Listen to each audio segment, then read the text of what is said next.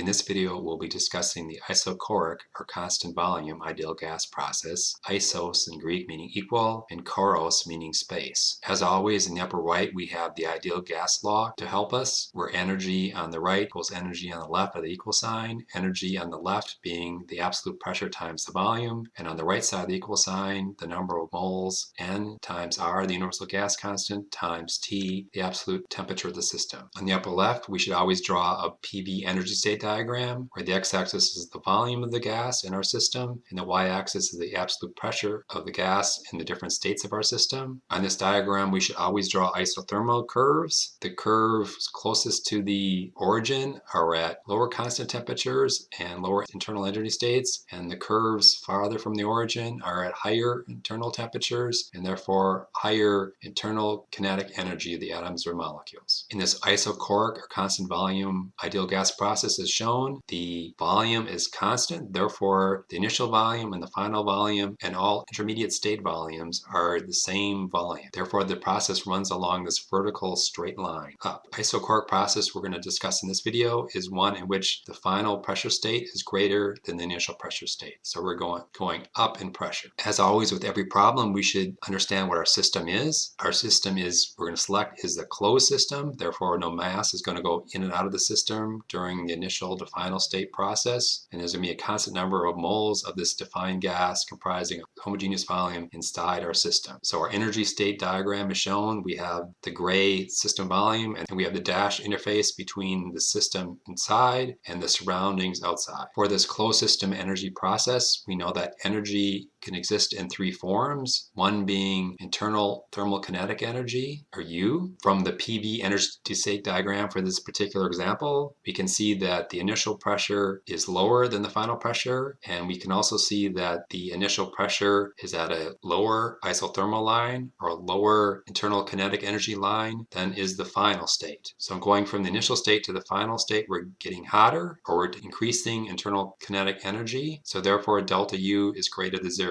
And therefore I'm showing with the blue arrow that the internal thermal kinetic energy is increasing during this process shown in the PV energy state diagram. The second energy type we should always consider is work, and work is the integrated area from the initial volume to the final volume under the pressure curve. You can see that since there was no change in volume, this integrated area would be 0, and therefore the work in or out both are 0. So therefore during this isochoric ideal gas process, there is no work transfer between the system and the surroundings at the interface. For this closed system, the third type of energy is energy in the terms of heat. And here it's useful to think of our checking balance equation. So delta U is like the checking account balance change during the process. We see that our checking account balance has increased from the initial state to the final state in this process. So something has to account for this increase in the balance. And we know that energy in terms of work does not do that. There is no work transfer during this process. So since our balance went up, something had to be deposited, something had to come into our system from the surroundings. And what's left is energy in terms of heat. So we know that heat had to come in, and therefore you can see I'm drawing the yellow line is coming into our system during the process as shown. And since the checking count or energy balance must work out, you can see I drew the energy in terms of heat in as having the same length or same absolute magnitude as the energy change in a thermal kinetic energy delta U. So all this understanding can be done without the use of any equations at this point. If, for example, the process was reversed and the initial absolute pressure was greater than the final absolute pressure, then essentially the directionality of the blue arrow and the yellow arrow would just change. Now that we have an understanding from our system energy diagram as far as what's going on, let's use the conservation of energy equations to find out the values of these terms. We know that the energy balance equation for a closed system which is not accelerating is delta U equals energy in terms of heat in minus energy in terms of work out. And this is always true. This time for this isochoric constant volume process, let's consider work as the first term to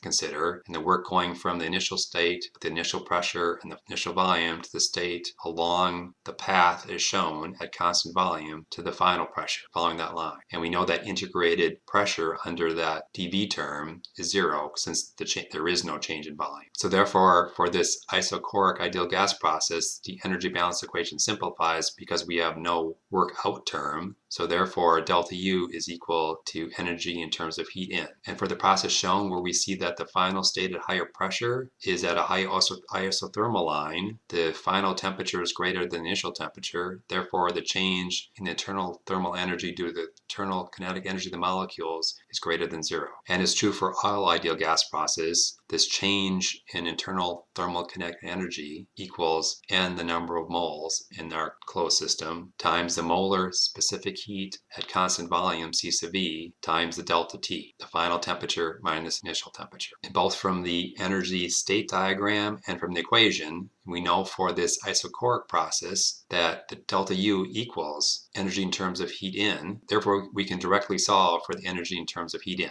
as the same as the delta U term. And for this unique isochoric process, which is constant volume, we know that C sub V, meaning the molar specific heat at constant volume, is really true because the system is always at constant volume, going from the initial and final state and all intermediate states. So therefore, for this unique process where I am at constant volume, I could use this equation to solve for the energy in terms of heat in directly. But we should be careful to do that because we know that this equation is only true if the system is at constant volume, and it's only true when I have this isochoric process, which is why I recommend for all of these ideal gas processes to always solve for energy in terms of heat as the last thing to solve for. First solve for the delta U term, then solve for the work term, and then use your energy balance equation to yield the energy in terms of heat in. We could stop here, but we can also define our delta U and our energy in terms of heat in with respect to variables other than the delta T term. So for example, we can just rearrange the ideal gas law, which given the ideal gas assumptions are true for any state of any process, which says energy on the left side equals energy on the right side, energy on the left side being the absolute pressure times the volume, and energy on the right side being the number of moles of gas times the universal gas constant times T. I can rearrange and solve for T, and I can do that for any process. For example, solving for the final temperature equals the final absolute pressure times the final volume divided by nR. This is also true for the initial state. So therefore, a process and system which has n being constant, the number of moles in that system, we can see that there are three variables: temperature, pressure, and volume. So at any state, if I know two of the three, I can always solve for the third using the ideal gas law equation. Since the process shown is isochoric and final volume equals initial volume, I don't need to maintain the subscripts on the volumes since they are the same. Now substituting in for the final temperature with the equation with respect to pressure and volume, you see I get a new equation with respect to change in internal thermal kinetic energy, now with respect to the volume and the change in pressure. You can see both the numerator and denominator have n, the number of moles. I can cancel those out, and we now have an equation for delta U as a function of the volume and the change in pressure. And from the energy balance equation for this isochoric process, we know delta U equals energy in terms of heat in. We can directly now solve for energy in terms of heat in terms of that constant volume times the delta pressure. And since we know the pressure final is greater than the initial pressure, we know the delta P is positive and the volume is always positive. So therefore, energy in terms of heat in is positive, and that's in agreement with the directionality of our arrow in the energy state diagram. So now we've solved for the delta U terms and the energy in terms of heat in terms, both with respect to temperature and pressure. We see the equations show that the delta U and the energy in terms of heat in terms are the same magnitude, directionality of them, and they are in agreement with our initial understanding of the system with our energy state diagram. And therefore, we can feel confident that we understand this process. And as always, if the process was reversed and